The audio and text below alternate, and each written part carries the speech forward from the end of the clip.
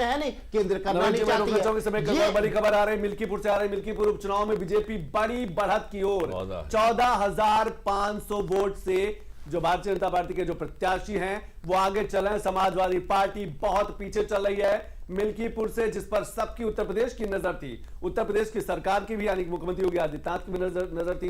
विपक्ष ने भी बड़ी ताकत लगाई थी। वहां बीजेपी के चंद्रभान पासवान लगातार बढ़त बनाए जा रहे हैं। 14,500 वोट से आगे चले। समाजवादी पार्टी के अजीत प्रसाद जो हैं, जो अजीत प्रसाद के बेटे हैं, वो काफी पीछे, बहुत पीछे चल रहे हैं। और विधानसभा के चुनाव में 14,000 15,000 की जो बढ़त होती है वो विनिंग बढ़त मानी जाती है, अगर कोई बड़ा ही फेरबदल ना हो। बड़ा राजकुमार जी का लगता है कि 14,000 15,000 की जो बढ़त है वो बड़ी बहुत ही बढ़िया बढ़त है ये। और 4 राउंड हुए हैं, आप देखिए अगर, और हर राउंड में बढ़ रहा है, हर राउंड में, ऐसा नहीं कि किसी में कम हो रहा, कुछ आगे पीछे हो रहा।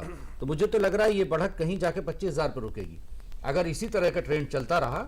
4 ही राउंड हुए हैं अभी, तो मुझे ख्याल लगता है 18-20 राउंड तक जाएगी ये मतगणना। बिल्कुल। तो ये बढ़त और उनकी बढ़ेगी, और अभी वो मान सकते हैं कि वो चुनाव उनके पक्ष में जा चुका है। बिल्कुल, चुनाव भारतीय जनता पार्टी के पक्ष में जा चुका है। लेकिन दिल्ली की भी हम लगातार बात कर रहे थे, क्योंकि दिल्ली में भी लगातार सियासी घमासान चल रहा है। 70 सीटों में कांटे की टक्कर चल रही है। हालांकि भारतीय जनता पार्टी ने बढ़त बना रखी। केंद्रीय मंत्री हर्ष मल्होत्रा ने क्या कुछ कहा है इन चुनावों को लेकर, आने वाली जो रुझानों को लेकर, वो एक बार सुन लेते हैं।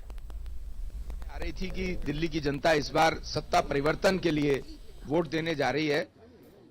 अरविंद केजरीवाल का बैड गवर्नेंस और उनका और उनकी पार्टी का करप्शन दिल्ली की जनता के सामने एक्सपोज हुआ है, जिसके कारण से दिल्ली की जनता ने सत्ता परिवर्तन का मन बनाया। भारतीय जनता पार्टी की क्रेडिबिलिटी, अन्य राज्यों में विकास के काम, केंद्र सरकार ने जो लगातार पिछले 10 साल से 140 करोड़ जन के लिए काम किया है, एक एक व्यक्ति के लिए, एक एक व्यक्ति का, एक एक ग्रुप का उन्होंने ध्यान रखा है। ये क्रेडिबिलिटी भारतीय जनता पार्टी की जो बनी है, इसके कारण से दिल्ली की जनता इस बार भारतीय जनता पार्टी को मौका देने जा रही है। पूर्ण बहुमत से हम सरकार बनाएंगे।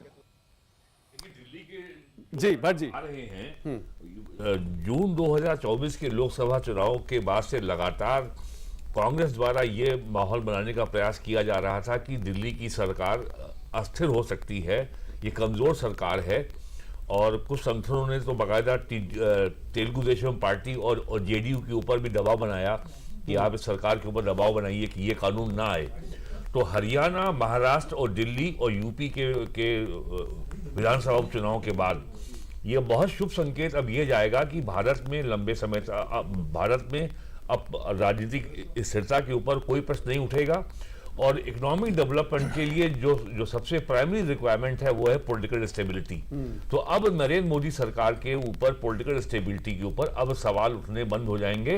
हालांकि राहुल गांधी तो कह रहे थे कि I am fighting Indian state, वो भारतीय देश से ही लड़ रहे हैं। तो अब ये तो अर्बन नक्सल का एजेंडा है। भारत देश है तो पाकिस्तान की ISI भी लड़ रही है, लश्कर तैयबा भी लड़ रहा है, जैश ए मोहम्मद भी लड़ रहा है, हिजबुल मुजाहिदीन भी लड़ रहा है, हमास भी